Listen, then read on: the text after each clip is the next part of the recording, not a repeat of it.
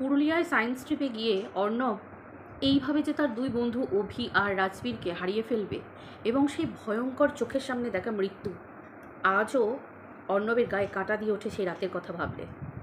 হ্যাঁ বন্ধুরা, welcome to my channel. আশা করি তোমরা সবাই খুব ভালো আছো, আমিও খুব ভালো আছি। আজকের ঘটনাটা আমাকে মেল করে পাঠিয়েছে অর্ণব। অর্ণবের বয়স এখন 19 বছর। অর্ণব যখন 15 বছর বয়স, ঠিক তার সমবয়সী আরও দুটি 15 বছরের বন্ধু, একজনের নাম অভি আর একজনের নাম রাজবীর। চোখের সামনে অর্ণব দেখল তার দুই বন্ধু ধরপড় করে ভয়ঙ্করভাবে মৃত্যুর কোলে ঢলে পড়ল।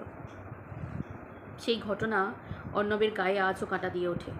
অর্ণব ঘুমোতে ঘুমোতে আজও ঘুমের ঘোরে চিৎকার করে জেগে ওঠে। আসলে তাদের যখন 15 বছর বয়স, এখন অর্ণবের বয়স 19 বছর। আজ থেকে 4 বছর আগের ঘটনা। অর্ণব এখনও খুবই ছোট, 19 বছরের একটা ছেলে।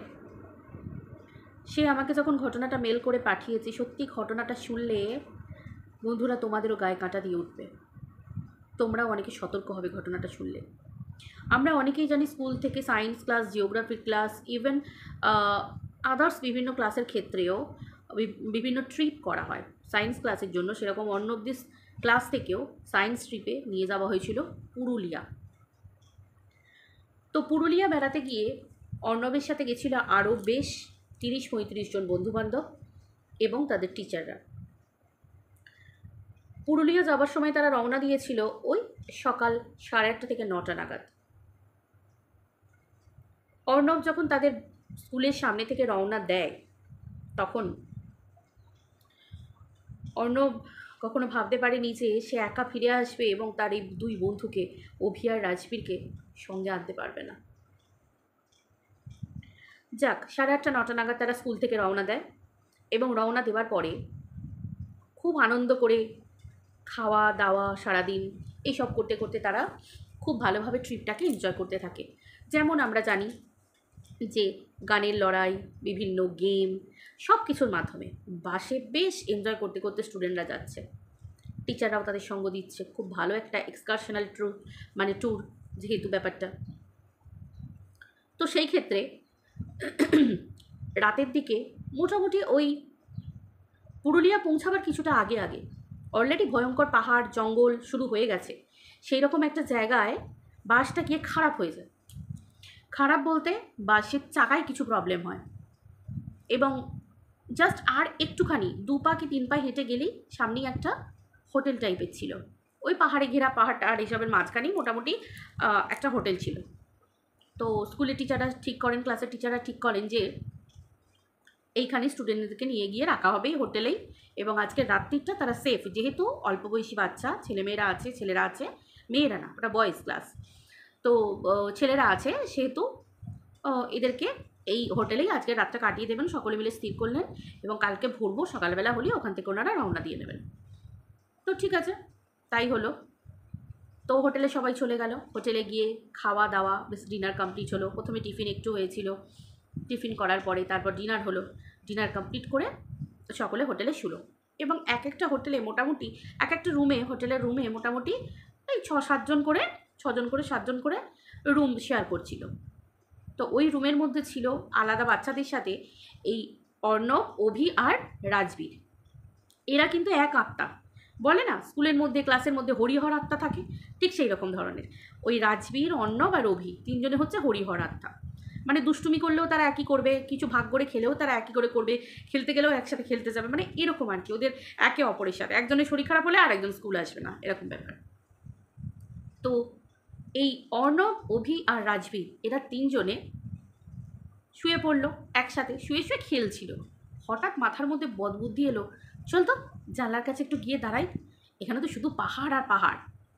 তখন জানলাটা খুলতেই, অ্যাকচুয়ালি এটা হোটেলের দোতলা থেকে, ওদের যে রুমটা ছিল সেটা হচ্ছে দোতলায়, হোটেলের দোতলা থেকে, রুমের দোতলা থেকে হঠাৎ জানলাটা খুলতেই ঠান্ডা অনুভব করলো। যেহেতু পুরুলিয়া পাহাড়ি অঞ্চল এবং এক্সকারশনটা যেহেতু হচ্ছে, এই এডুকেশনাল ট্যুরটা হচ্ছে রাত্রের দিকে, মানে শীতের দিকে, বেশ ঠান্ডা ঠান্ডা। আমরা সবাই জানি শীতকালেই সাধারণত এই ট্রিপগুলো হয়, তাই তো? তো এই এডুকেশনাল মানে ট্যুরগুলো মোটামুটি শীতকালেই হয়। তো শীতকালের রাত মানে আবার পুরুলিয়ার মতো জায়গা, ভীষণ ঠান্ডা পড়ে, আমরা যারা জানি তারা গেছি তারা খুব ভালো করেই জানি।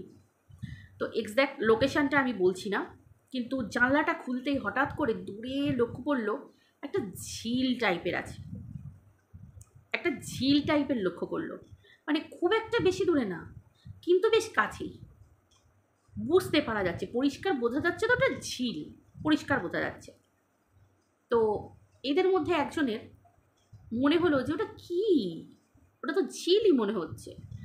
যাই হোক, তখন এই রুমের মধ্যে একজন টিচার এসে বললেন, চলো বাচ্চারা শুয়ে পড়ো, শুয়ে পড়ো, সবাই শুয়ে পড়ো, কাল সকাল সকাল উঠতে হবে। তখন এই অর্ণব আর অভি আর রাজবীরের মধ্যে এরা তিনজন স্যারকে জিজ্ঞাসা করলেন, স্যার ওটা কী বলুন তো, ওই যে দেখতে পাওয়া যাচ্ছে।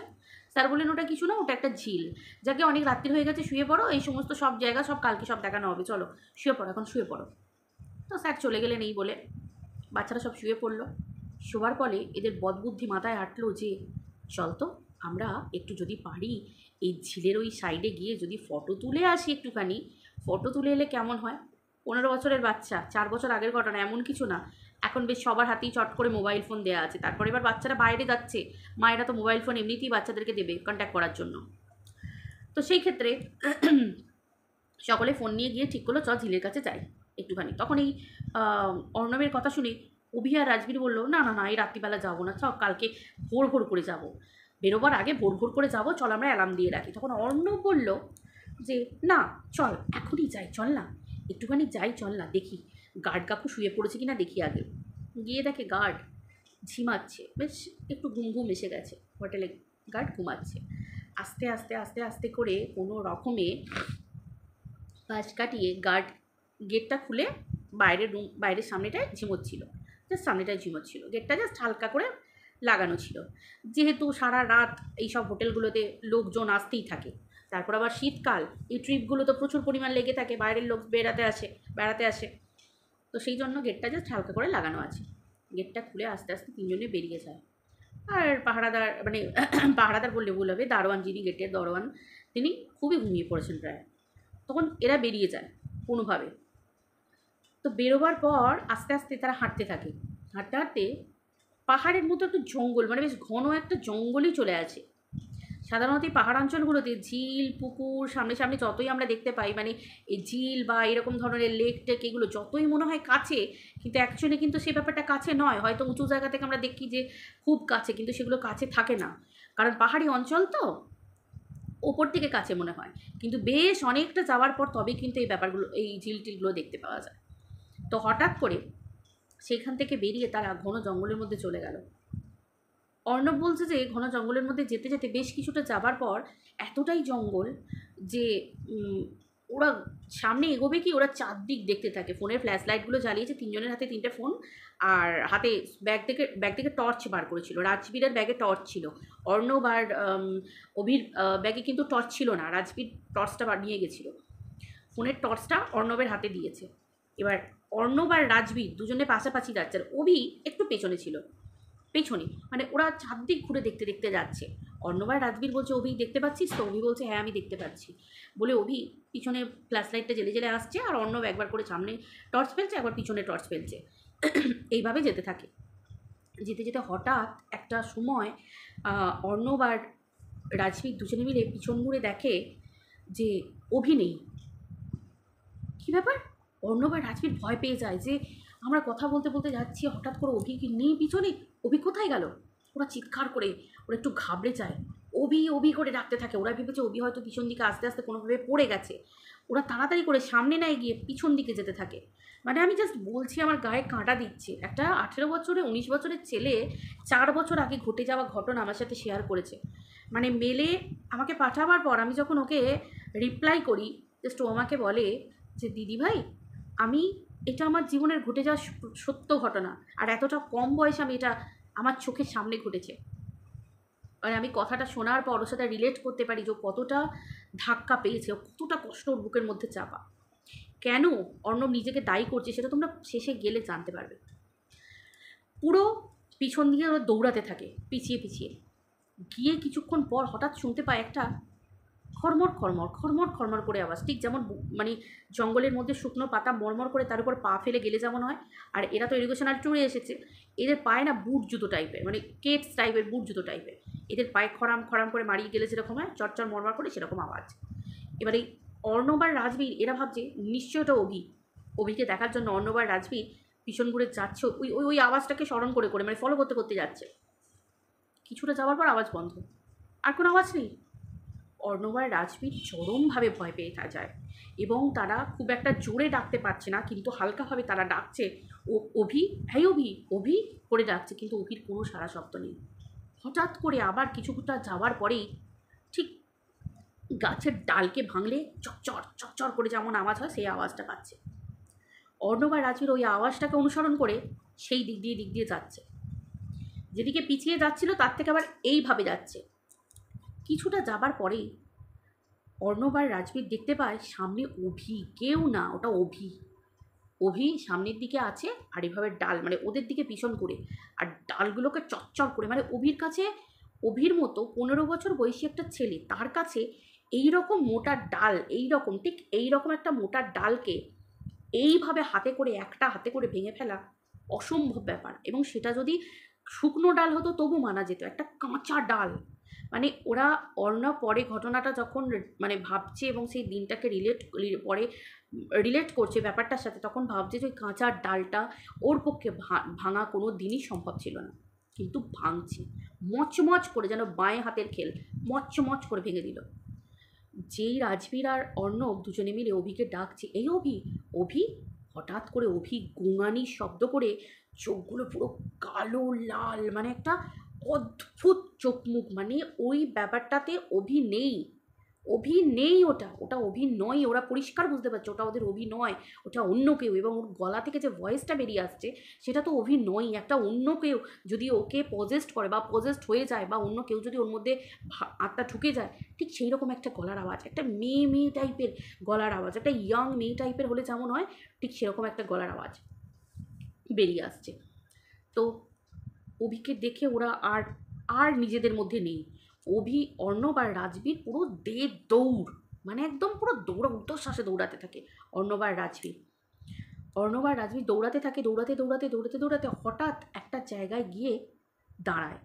হঠাৎ একটা ভাঙা চোরা একটা বাড়ি, মানে বাড়ি বলতে একটা সেই মাটির বাড়ি, বাঁশগুলো আছে, মাথাটায় সেই তাল পাতা, কিছু খড়, এরকম ধরনের চাল, একদিকটা পোড়ো পোড়ো, ঘরের মধ্যে একটা হ্যারিকেন, মানে একটা অদ্ভুতই ব্যাপার, একটা ভাঙা উনুন, তারপরে কিছু ওই থালা বাটি পুরনো ভাঙা চোরা বাঁকা, এরকম একটা চাটা মাদুর টাইপের, মানে এরকম সব পড়ে আছে। অর্ণব আর রাজবীর ভয় পেয়ে গিয়ে চারিদিক দেখতে থাকে। হঠাৎ করে দেখে সেই ঘরের মধ্যে সামনের দিকে একটা ছায়ামূর্তি।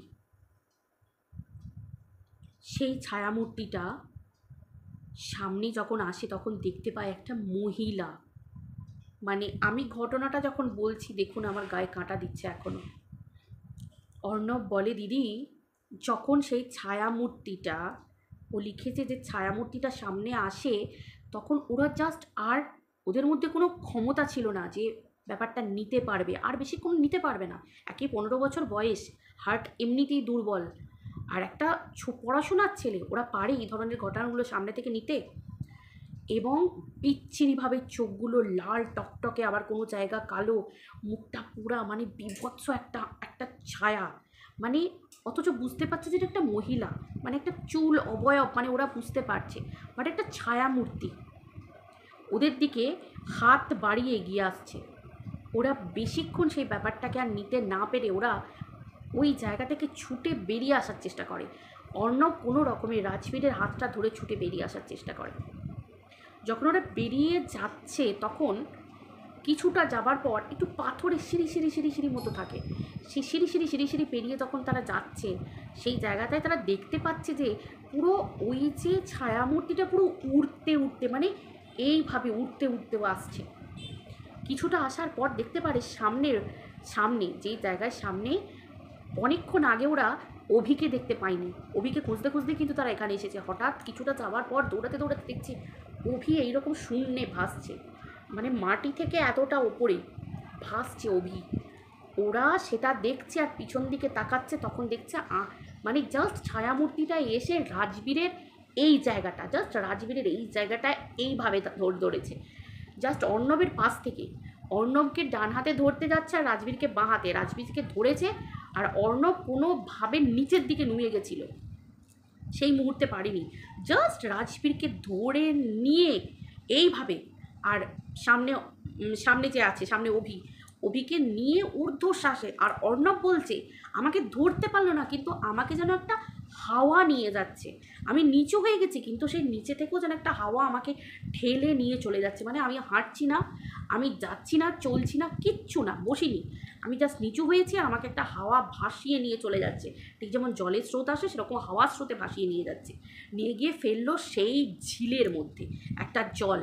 তারা বুঝতে পারলো, মানে যখন ফেললো রাজবীরকে আর অর্ণবকে, যখন ফেললো রাজবীরকে একটু দূরে নিয়ে গিয়ে ফেলেছে, আর ঝিলের সামনাসামনি একটা জায়গায় নিয়ে ফেলেছে